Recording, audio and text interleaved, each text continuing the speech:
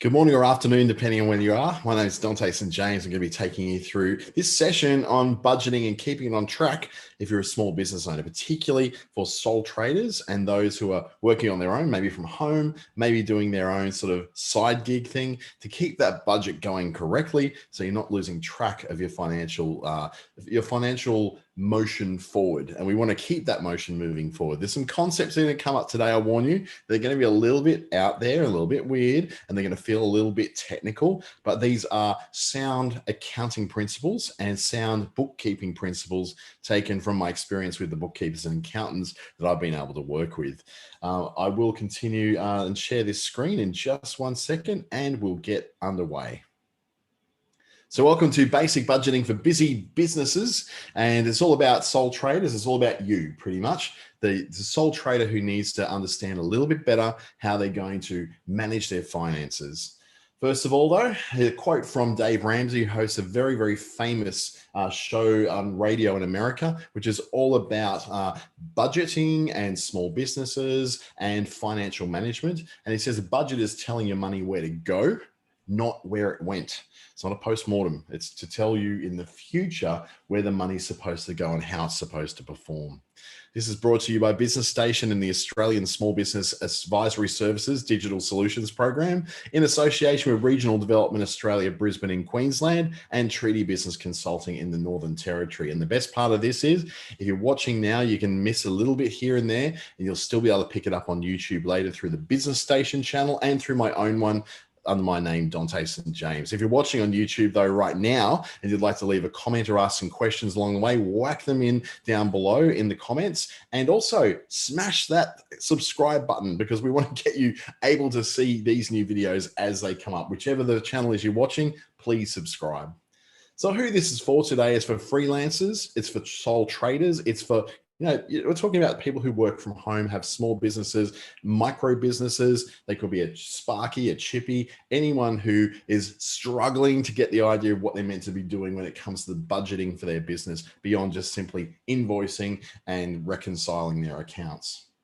A little bit about me. My name is Dante St. James. I've been in Darwin in the Northern Territory, although I work across North Queensland and Northwest WA as well. And I'm a Facebook Australia lead trainer. I work with Google's Digital Springboard program, have my education across the University of Western Sydney, University of New South Wales, a hiccup there.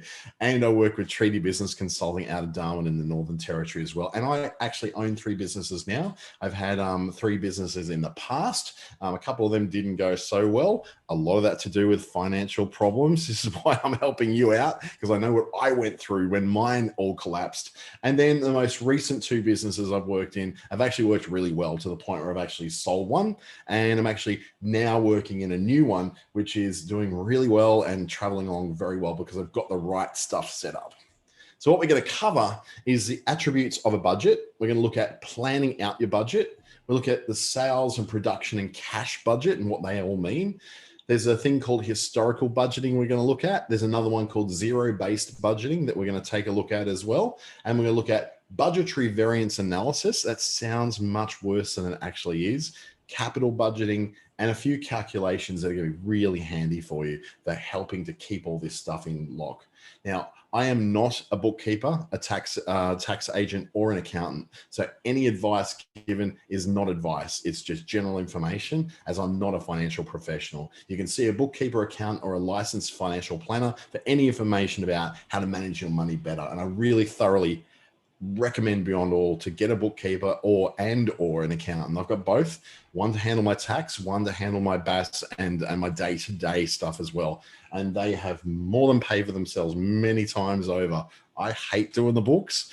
I had to learn enough about the books to be able to know what I'm doing with these particular people in my life. And since I've had them in my life, things just flow so much more smoothly. Still got a tax debt, mind you, but that's not their fault. That's me. A budget, when it comes down to it, is a document that outlines how your money is going to be allocated. The money is coming in and where it's going to go out to in an expected format, I suppose, where you know where those things are going to go, where your expenses are going to be. The benefits are pretty obvious. You know what's coming. You know what's going to go. You're coordinating departments if you've got a business that's got a couple of different departments, and it helps you to collaborate better on projects because you know what's actually going to come and what's going to be expected when it comes to expenses. But we tend to not like our budgets very much because it feels like we're micromanaging everything, and it feels like there's favoritism going on when things get budgeted to certain places better than other places. Staff, if you've got them, often can't see the big picture of where the money's going, so they may feel that the budgeting is something that's actually disadvantaging them, which is never usually a problem. It's just because you, as the owner of the business, tend to have that big picture view of what's going on from the start to the finish because you are the owner of it. You see it, you look at it from up here, whereas your staff or your contractors may look at it from down here. They see the details, you see everything, including the details.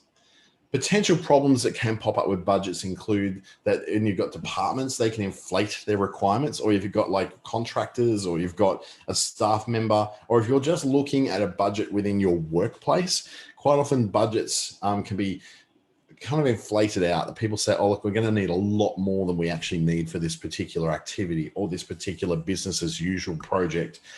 You can make a budget say essentially whatever you like. But when it comes down to it, that budget's then accountable to your accounts processes. So if you say your budget is this, yet you're going and doing something completely different, then your budget's pretty much worthless. The budget is there to ensure the long-term stability and the long-term sustainability of your business. It's not there to be micromanaged. It's not there to cause problems and stress. It actually just helps give you some milestones along the path that tell you, okay, now you've reached here. And then you can look forward to the next one and go, so in 3 months' time, I'm going to be there. That's great. That's what I want.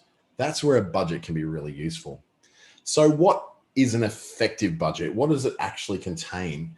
If you've got a team, you can involve a team in your planning. I always say that it's not necessarily just you.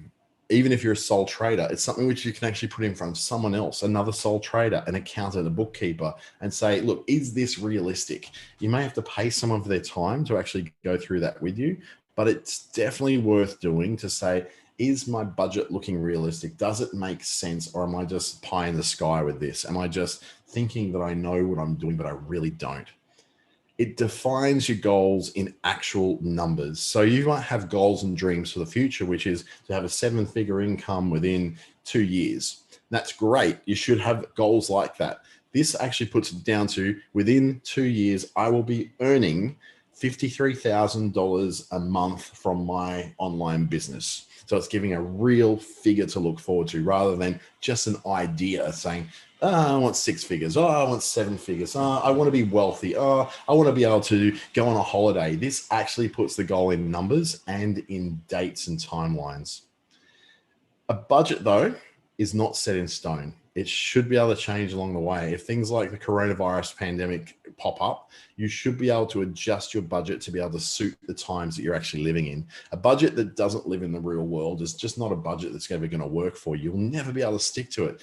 If you make your budget so strict that you can't move, you can't buy yourself that bunch of flowers, you can't go out for dinner once a fortnight, then your budget's probably going to fail because you won't be able to keep up with that. Life gets in the way. And we're human. We need to be able to have some joy in our lives and be able to spend a little bit of money here and there. So let's get down to planning a budget. Take your time, take a breath. It's not a race. You don't have to do it all today. And you don't want to miss stuff. This is the biggest thing when someone is trying to set up themselves to have a budget. They want to rush the process, get through it, because it's not the most fun thing to do. It can feel really boring. But there are steps along the way which are absolutely vital that you do not want to miss. So where do you start? Well, you start at the very beginning by sitting down at your desk, piece of paper, and probably your computer as well, and looking at what your goals are. Now, this seems like that most up in the sky in the clouds kind of thing, but setting your goals for your budget means that you know that you want to either grow or you want to contract the business back a little. Do you want to shrink it a little bit? Are you trying to overcome obstacles on the way? Is it trying to pay down debt? Is your budget going to be allowing you to buy a new house next year? Or is your budget just all about just keeping everything the same as it's always been? It also allows you to put in things such as what's new. So you can say, yep, this is a new thing that's in my world right now and in the world of my business. I can now set this goal. So the new thing could be that you have a baby. Babies are expensive. Anyone who's had a kid will tell you how expensive those little things are. They don't stop being expensive for 18 years and even afterwards then. So what are your goals in terms of the things you want to achieve with your money and your business? And you start from there. Once you've got those in place, then the rest of it kind of makes some sense. The problem is, though, that we think we know everything, and we certainly do not know everything. In fact, we really need to get input from other people because they can show us the areas where we're missing something. They can show us the gaps. They can say, hey, did you think about X? Did you think about the fact that you pay a car repayment? Did you think about your rent for your business? Did you think about the cost of what it's going to be to get in the raw materials for that product you're trying to sell? Did you forget about Facebook ads? So someone there sitting down with you, whether it's a financial planner, advisor, accountant, bookkeeper, or even just another business owner, they can help you to actually think of all those things that you may not think at the time, especially if you're someone who's a very big picture person. You don't like the details. I'm that guy. I'm very much the big picture person, not a fan of the details. I do need to sit down with someone else when I do my budget up and when I redo my budget to make sure I've got everything I can think of. And then I might find another additional person again, and then I'll run it past my bookkeeper who will go, based on all the things you've done in the past, here's the things you're forgetting, add those in and your budget makes more sense. Oh, it makes it so much easier. But it also lets you think of, are your targets and your goals realistic? Because you might think they are. They might sound great at the time, and then your best friend comes along and says, are you kidding, man? You're not going to stop doing that for every week. You're going to want to go for a drink every Saturday with your friends. You're not going to stop doing that. Don't pretend you're not going to. And then that sort of makes you think, oh, yeah, okay, maybe it's a good idea that I don't be so tight and so strict on myself because I've still got to live a life. Now we're going to estimate what you need. What money is needed to be able to run your business. So this is where you're going, I need this amount to pay my rent. I need, $350 a month to pay Facebook and Google ads. I need my $120 a month to pay for an ASBAS digital solutions advisor because they're helping me to set up on digital stuff.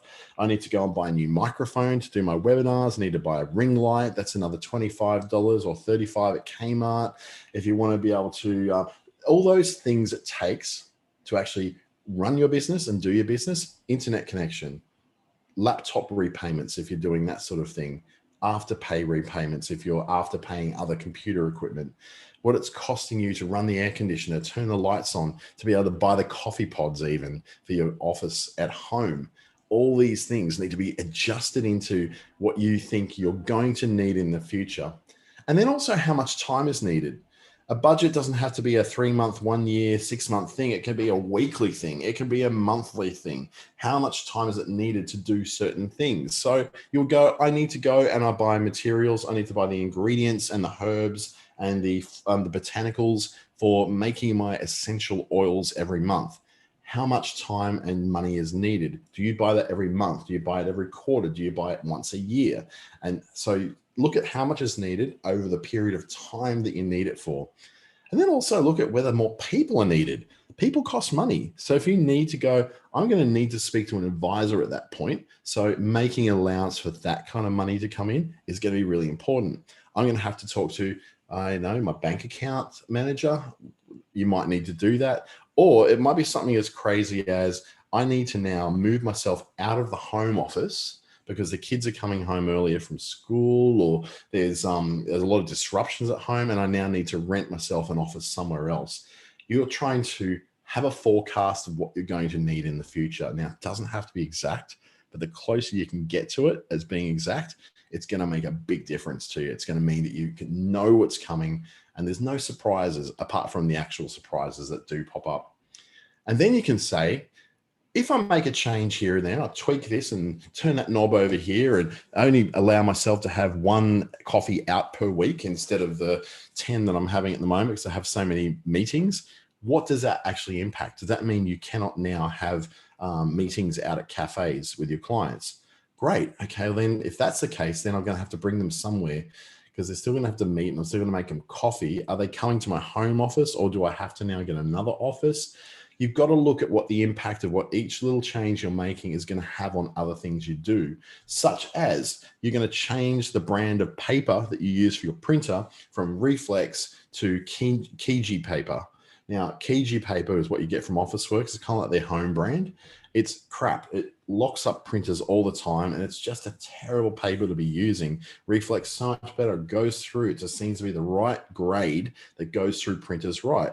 So you've got to know that if you're going to cut back on certain things, it may have an impact on other things. In my case, it's going to wreck my printer, and I might actually ruin my printer to the fact that it's not usable ever again. So bearing those things in mind, that cutting corners sometimes is not the best way to go. But sometimes there's things you're doing, such as you buy flowers every week to put in your office because it makes your office smell nice. Well, you could just as easily, instead of spending $80 on flowers, spend $30 on a little wax melt thing and put in some little wax melts from any shop anywhere that sells them, and that's going to give you that smell and that appeal to you and your clients without you spending $80 a week on flowers, if that's something you do or that is important to you in some way. So a detailed budget is something which you need to get some feedback on before you release it out, particularly if you're working in a workplace or if you're working in a place that has lots of departments, or you own a business that has a number of staff in it. Be prepared to have amendments come in. If you need to get that feedback from other people, if you need to get other people's input, be prepared that when you send out that budget, they'll send back something that says, actually, that's not realistic. It actually costs this to run our department. Or you might say it costs this.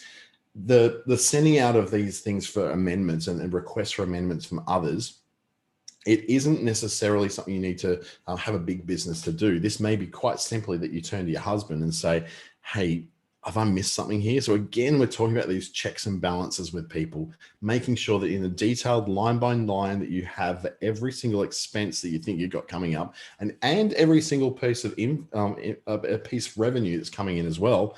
The amount of times I forget to add in particular line items of revenue that I know are coming in, because I work 5 different contracts and work with private clients as well. So that means that my budget is quite complex. It means I've got to remember that I've got a bit coming in here, I've got a bit coming in here, got these clients here, and I've got another contract over here. Sometimes I forget one of those sources of income, and I look at my budget and I go, oh, I look like I'm going to make a loss this month. That's not right. Until I forget that I've forgotten all about the $3,500 that comes in from a particular source every month.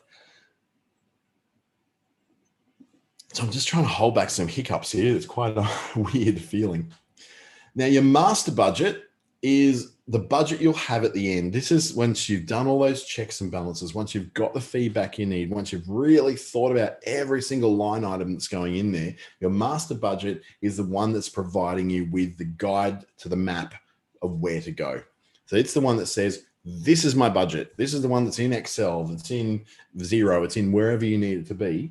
And this is where we're going to go. This is what I'm going to spend.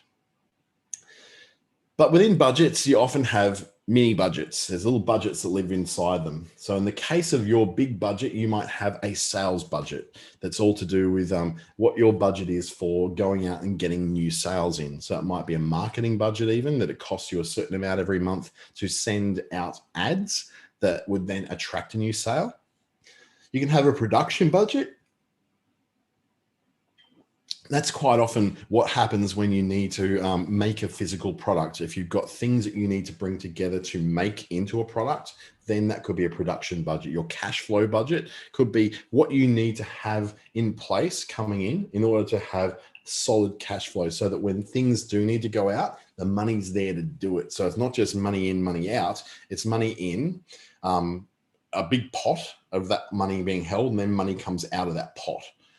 You might have an administration budget, how much it costs you to do admin. In my case, it costs me $250 a month for my bookkeeper to do my bookkeeping for me. And then it costs me a bit for my accountant to do my annual tax return as well. Then we've got research and development budgets. If you're doing a particularly, a more technical product or a scientific project, you may need to have an allocation of budget for research and development to produce new products or to produce new services. May take research time, which of course costs money. And there could be a capital budget, which is for building things like infrastructure. If you need to build a shed out the back of your property with which to do your freeze drying of bush foods, well, then that might be something that you need to put in as a budget for the capital. It's a bit of an investment. And a functional budget, this is a good one here, is a sales budget, a production budget, and a cash budget. So in this case, you are talking about the kind of things that are functional for most businesses that have something that they need to make, a physical thing they need to sell. So we're talking about something like what it's going to cost you to market your product. So you've got a big budget and you might break this down into little segments. And one of those segments will be your sales budget, which is to do with your marketing. How much is the cost of sale? How much does it cost to get somebody out there to sell this to somebody? Do they need to have a car? Do they need to have fuel reimbursed? Do they need to be paid as a person or as a, even as, commission basis? What is the cost of that sale in terms of commissions? Then your production budget, like we said, is something which is what the costs are of the things that need to happen in order to support you having a product to sell. And the cash budget is then how much you're going to have in terms of what is the cash on hand. So if you need to go and set up a Christmas party for your staff, you can do that because you've got cash on hand with it. That's a functional budget. It will also include something like this. So a sales budget predicts how much you would think you're going to sell. So this is not just in terms of money, this is also setting goals. So your sales budget will look at the number of units you expect to sell in a particular quarter or a month or however you decide to do that. You'll then look at what your projected sales income is. So how much, if you're going to sell 100 items at $1, you're making $100. That's the revenue, the income that you feel that you're going to make. As that goes up, your forecasted sales will increase. So if you're going to sell 200 next month at $1, then you're going to make $200. So you follow along what it takes to make that revenue appear in your big major account at the end of it all. It's not so much about how much that you will make, it's about how much you're projecting you're going to make. So this stage, we're only projecting, we're saying this is our estimated sales, this is our projected income, this is our forecasted sales. It's all about what we think it's going to be in the future. Remember that quote at the very beginning, it's not a post-mortem. A budget's all about where our money will be allocated in the future, not about where it has been in the past. Even though we can look at this in terms of getting information out of the past and putting it into the future, into our budget. These sales budgets are usually broken up into quarters. Most companies will do that. You may think that it might be better for you to have a monthly one. I know a lot of people in courses and coaching and sole traders who work from home selling a lot of affiliate marketing and network marketing products. They work on a monthly cycle. But large companies, car yards even, and automotive companies will work on a quarter because obviously the reporting requirements are quite complex. They don't want to be having to do that every single month. With your production budget, it's making sure you have enough to produce what you want to sell. This is all about that cost it's going to take. So if you look at your estimated sales volume, and this is where your sales budget and your production budget are going to come together. Your estimated sales volume is how much you think you're going to sell. We covered that. Then we're going to say how much we actually then need to have left over. So if we're going to sell 100 and we've already got 200 in stock, then we're desiring to have 100 left in stock. So our total needs really is to have 200. Some of it's going to be there, some of it's not. Or if we say we've got nothing right now, we want 200 in stock. We estimate we'll sell 100. Our desired ending inventory is 100. 200 are going to be made, 100 are going to be sold, 100 are going to be in our desired ending inventory. If this screen was a little bit more interactive, I could actually put these numbers in the graph for you so you can follow along with me. Then your total needs, yes, that's 200 because you need to take a whole lot, but we might already have 100 in stock at the beginning. So we've got 100 in stock. We know that we're going to sell 100. We want to have a desired inventory at the end of 100.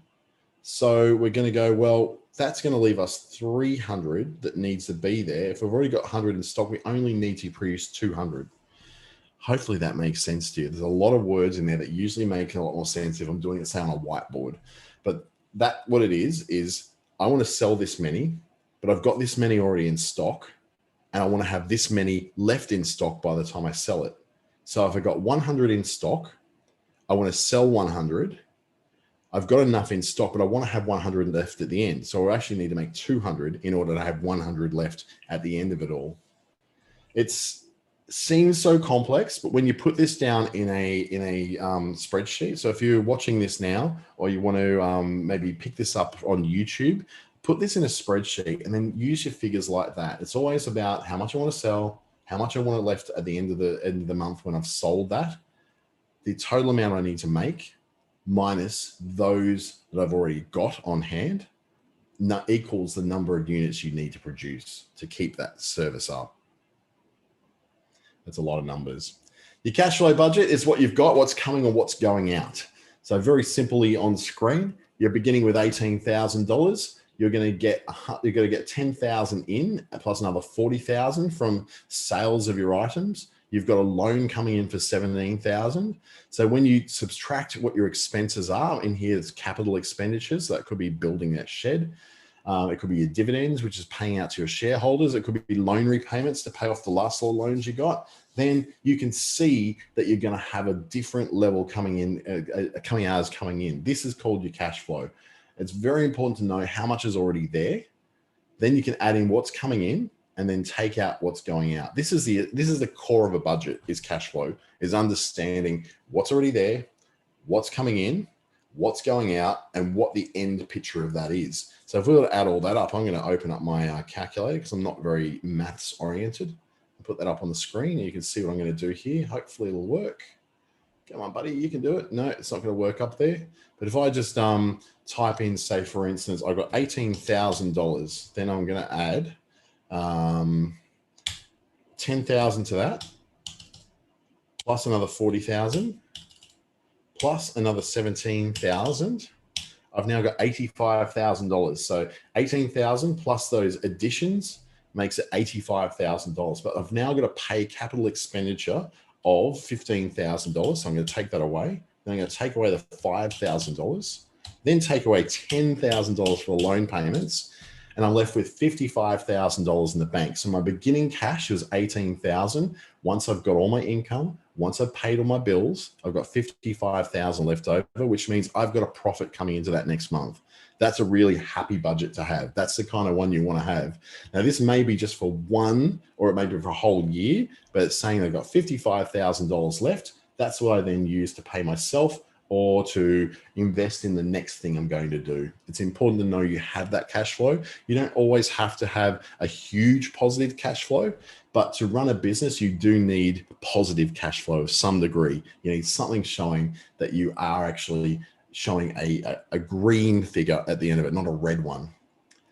So now we kind of get into the more technical side of what budgets are. The two main budget types being historical, because it's these companies where they have something that nothing really changes from year to year. It's always the same. They produce the same amount every year. They have the same amount of customers every year. The pricing stays the same every year. It's very, very predictable. It doesn't really change from one year to the next. The problem is this is rarely the case outside of long-term things like government contracts, or long-term things like people producing it for defense, where things are always the same, nothing changes. But the problem is that things eventually do change. Nothing stays the same forever. So in this case, you'll have something like COVID-19 coming up, which completely throws a lot of those different government and defense contracts out the door, and new ones are then formed, or a change of government can occur. So you might have had the same government arrangement since, say, the Liberal Party got into power in, what was it, 2016, I think it was, something like that, 2017, something like that. And then suddenly we change to a Labor government in your particular state or territory, and then all the contracts are removed and new things are coming in. Different things can have different impacts on you. So historical is not often the best way to go. You really do need to know that things aren't going to change at all.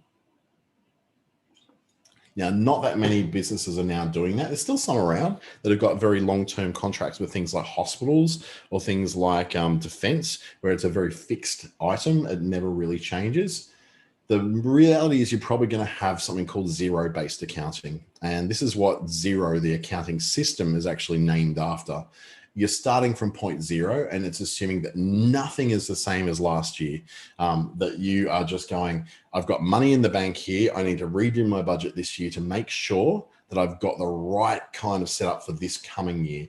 Nothing could be the same. It could be completely different. I'm going to question everything that's in there in the last year, and I'm going to reevaluate everything I'm talking about when it comes to what's coming up in the future. So the zero-based accounting is where most of you will sit when it comes to your business. It's not necessarily important for you to know that you're definitely going to be doing this, that you're going to necessarily be someone who is understanding the difference between historical and zero-based accounting. Just understand that when someone talks about zero-based accounting, this is probably you.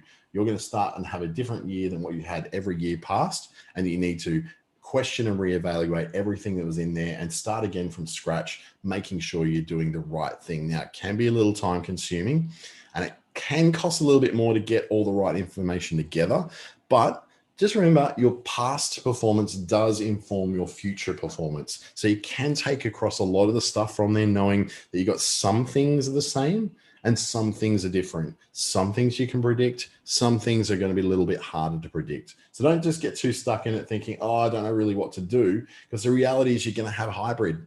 You're going to have some things that are historical in those areas you can predict. Some things are going to be zero-based because they're completely unpredictable. You cannot say that I'm going to definitely have this many people in my yoga studio this year, or I'm definitely going to have this many people in my acting classes this year. But you may be able to say that my rent's going to be the same.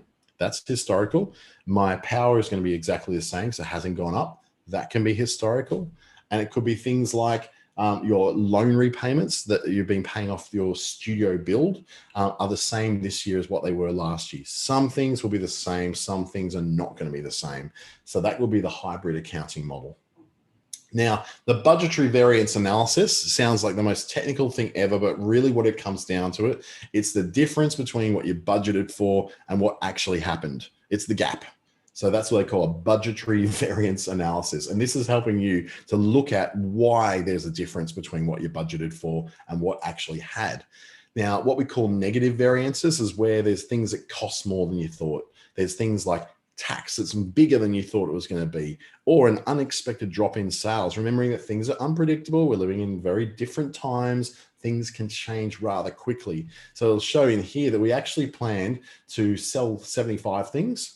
We planned to sell 100 things. We actually sold 75. So the variance is 25. In this case, is minus 25%. So budgetary variance is 25%. That's a really easy one because it's in 100. We wanted to sell 100. We only sold 75. We're down 25. That means we're minus 25%. Now that would tell you that something happened there. It was unexpected. The analysis side of this then is to go and look at why we didn't sell so many. Was there a particular factor in the market that have caused that? Was it that our sales rep didn't do the right thing? Or it's just quite simply, one of those things. It could be a seasonal factor. It could be that our plan for 100 was actually unrealistic. If we had have said 70, that would have been more realistic and we would have had a plus 5%. So sometimes the things that we plan for don't come through, not because of bad things, but just because we didn't plan it right. We just had an unrealistic target that we're trying to hit. Positive variances are things like where we've had a reduction in costs that we weren't expecting. Things like less tax if there was a tax cut. Say, for instance, this past year, we had a couple of quarters where our BAS didn't have to be paid and there was an offset that the government gave us. That extra $5,000 in my BAS, I tell you, I was very, very happy to get that reduction. That I didn't have that $5,000 cash at the time. And so getting that big lower amount really, really helped me. Or it could be that you had more sales than you expected. And so therefore you had a lot more income coming in to be able to offset that. So the positive variance can be a great thing. Negative variance can be a horrible thing, but at the same time, it's very educational. If you have a positive variance, you don't have the stock on hand to be able to take, then you're actually in a bit of a negative because you still owe customers that stock that you have to make and you have to produce and you have to spend money on to do. And if you don't have a good cash flow set up, you may not have the money for the materials or for the ingredients to be able to make that extra lot for the customers who've prepaid and pre-purchased something from you. So how do you know whether you're kind of messing up in this area? You got to look at it regularly, monthly intervals. You've got to make sure you're checking it often so you can see the little variances that happen here and there that indicate a bigger problem. So let's just say that you are planning for $100 in direct wages and you actually only had to pay 25. Great, you had a bit of a rise. Then your cost of materials, you plan for 2,000. It was actually 1,500. Great, 25% there. And your overheads, you plan for 2,000. You actually got 1,000. This all looks really, really good. This is what we call a generic variance report. And this is a very happy, glowing one. You expect it. But what this doesn't say is that maybe your plans are a little too perhaps optimistic. So you're planning for 100 and you actually only got 75. Just giving yourself a positive variance over here is not the aim you're looking for. You're actually looking to grow your business. So you're planning ahead of what is actually realistically achievable. In 1 month, that may not mean much, but if that's happening month after month after month, you're always coming under your expected direct wages, then your expected number, your planned number is actually probably incorrect. You're being too conservative and saying, oh, yes, I'm planning to spend 100, but the reality is you're only ever going to spend 75 until you hire someone else. So that's something to look at to make sure that you're being realistic and accurate about it, not just trying to paint a pretty picture with lots of green lines. Your capital budgeting is when you need to actually make sure that you understand what it is you're investing into, whether it's a new car, a new computer. I'm looking at buying a new computer at the moment. And so I'm looking at exactly this, the capital budget, to see, is it worth me spending this extra money right now ahead of the rental computer I've got, which I pay a certain amount for every month, it's $250 a month. Then I can spend that. Instead, I can get a $6,000 computer, which is equivalent to own it. Or there's new Macintosh computers that have come out, which probably could get away with something that cost me about $2,500 instead of $6,500. Big difference, big variance, but is it worth spending that extra money, or am I better off going on and renting? It all comes down to what the payback period is. How long will it take me to pay back what I spent? So this is where I get a new computer, which operates a lot quicker, it's a lot faster, it's much nicer and really does its thing.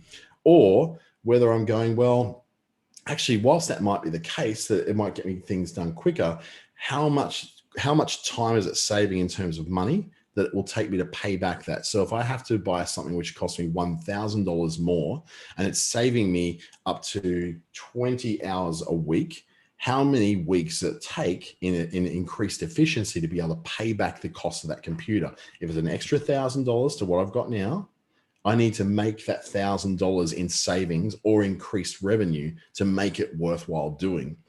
And this is where we get a little bit stuck because we like to impulse buy things. I'm bad with mobile phones, and I've actually banned myself from buying a mobile phone this year. I got one last year.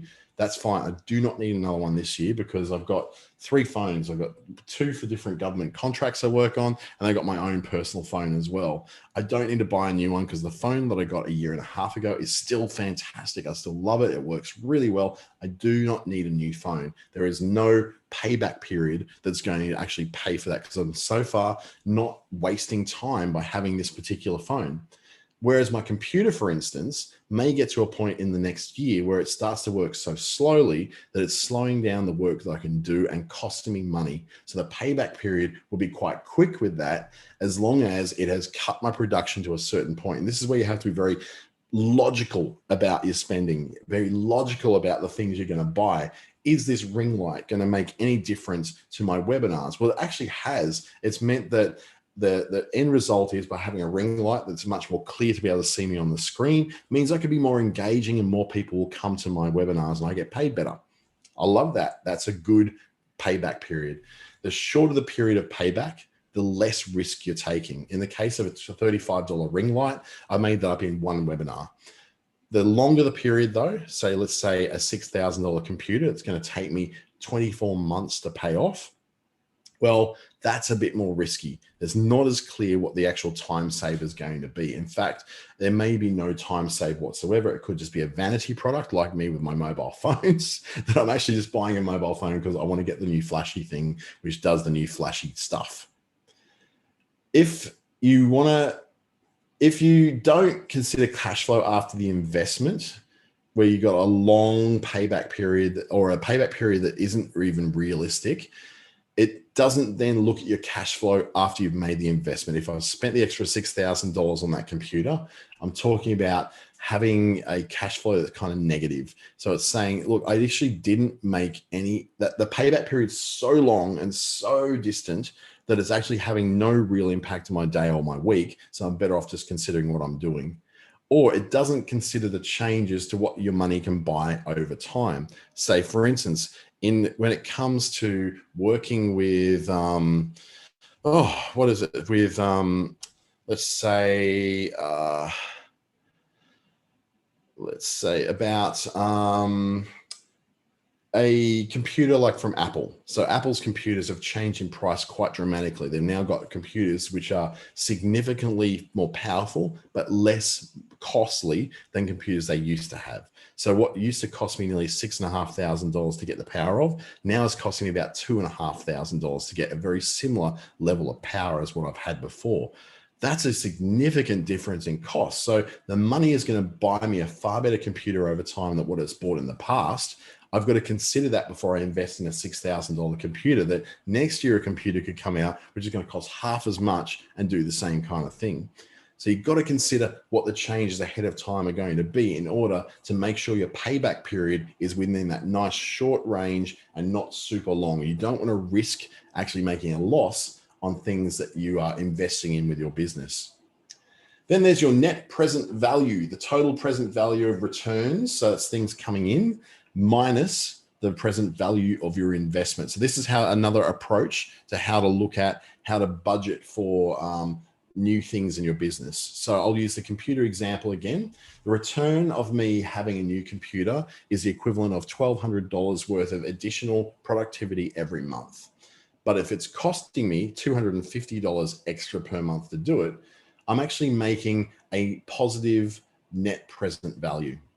But if I'm paying $1,200 for a month to have this computer and it's giving me only $600 worth of additional productivity, then I've got a negative net present value of $600. So I've actually gone very risky rather than going for the much safer option.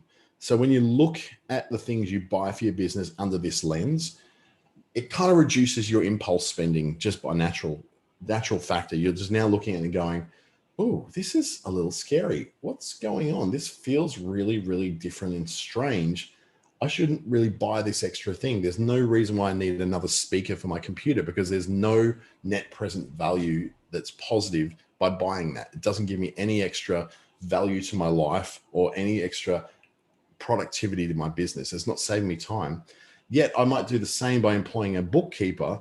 That $250 a month is saving me at my current hourly rate, which is about $180 an hour.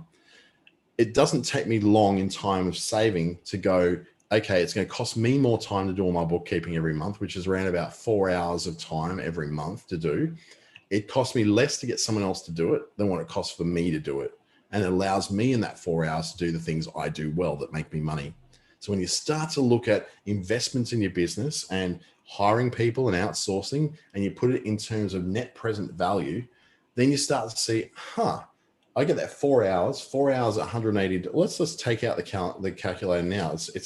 It's 4 hours times $180 an hour is $720 a month worth of value that I could be making, plus all the money, the extra money that could come in. That's just my time that I'm accounting for. If that extra time in that 4 hours was made an extra $1,000, let's just say of $1,720, that minus $250 that it cost me for my bookkeeper to do 4 hours of work for me a month means I've made a net present value positive of $1,470. That's a good thing. That's a great thing. That means that I've made a great investment. This is why I got my bookkeeper on. Early in my business, I could not be convinced of the value of a bookkeeper because I said, I can do it all myself. And I did a very bad job of it because I don't like doing it and it takes me a long time to do it. My bookkeeper can do it in a third of the time it takes me to do it because he does this all day. He loves doing this stuff. But now I've freed myself up for an extra 4 hours, which saves me 4 lots of that $180 an hour, plus the potential of what I'm able to make from other people in that time means that that net present value is $1,470 every month. It is worth me getting a bookkeeper. It is not worth me buying a new mobile phone because there is no net present value that's in a positive to be able to do that. And then you can look at an internal rate of return, which is your net cash flow. So that's the money that's coming in that's left once you've got the money coming in and money coming out. The required rate of return. So this one, don't even bother. Like it makes no sense to me as an average person and not an accountant or a bookkeeper. So I don't even bother with this one. I just go straight with this one, the net present value. It tells me exactly what I need to know about the things I'm going to then go and invest in.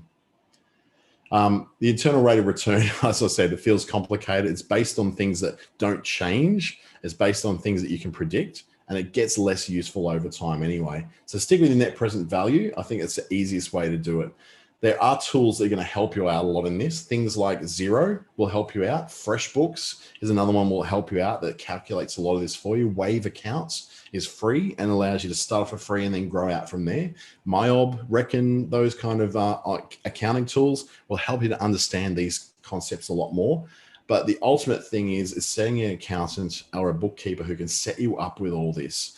Google has a bunch of free templates for budgets through their Google Drive product. They've got their Google, what are it called? Their Google Sheets that has templates that allow you to set these things up. So you can just enter the figures and it calculates it all out for you. So you can do things like net present value and so on and so forth.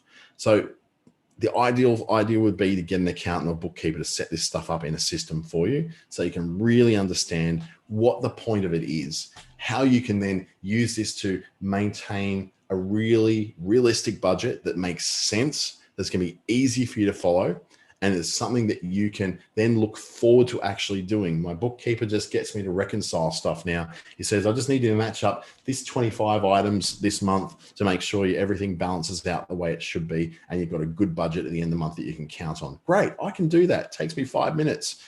I can do that. 5 minutes a week for my accounting instead of 4 hours every month in my accounting. That's nothing. So I don't mind doing that. It's still saving me money, and it's a net present value of an increase that I'm getting in my business over time rather than a cost that's coming out of my business over time. So I bet you can wonder about a few things you purchased recently that probably sit in that sort of area, the area where you're thinking, I may have spent some money on something which really wasn't worth it. Or I may have spent some money on a service that wasn't required at all. Or you might have even saved up to buy a computer and realizing you probably would have got a better value if you had rented a computer from somewhere rather than buying it outright. A proper budget, a proper way of laying your budget out and looking at things like calculating the return on investment for putting something new into your business or someone new into your business. When you start to account for these things in a clear and simple way on a spreadsheet, on a whiteboard, written on a screen somewhere, or sitting down with an accountant or a bookkeeper to work these things out, it makes a big difference to whether it's worthwhile doing these things or not, or whether you're just simply buying a new mobile phone because you've got a bit of a vanity thing going on. Thank you so much for joining me this morning and this afternoon. I really appreciate you spending some time, not just working on your business, in your business, but actually working on it to understand what some of these concepts are. They certainly help me with my businesses to grow them to a point where I can understand now what's happening in them. I understand what my bookkeeper's saying. I know what my accountant's talking about. And overall, when it comes down to it, you, the taxpayer and the business owner, are responsible for your own tax arrangements. Even if you pay someone else to do stuff for you, it's still you that is responsible for it. So it's up to you to understand what budgets mean, what tax means, what the implications of your financial arrangements are, to understand that it still sits with you. You don't have to do it, but you do have to understand it. So you can say to your accountant or your bookkeeper that, oh yeah, I understand that and I know what you're doing. And yep, that's great. I can oversee that. I can sign off on things and know what I'm signing off on. So hopefully I'll take you on a bit of an adventure. This is one of the driest things I'll ever present because it's certainly not what the social media guy is all about, but it is an important part of making sure I've had sustainable businesses based in the past and now heading in towards the future, that are able to pay their tax obligations, that are able to make purchases and rental decisions and staff decisions that are the right decisions to make, not just because I'm making some sort of emotional response to say, oh, this phone's blue, I want the blue phone. It's not a way to shop, and it's not a way to live, and it's certainly not a way to run a business. Thank you so much again. If you want to watch this again, it'll be available on YouTube a little bit later today, about 2-3 hours time, through the Dante St. James channel and as well through Business Station. Thank you again, and have a great weekend.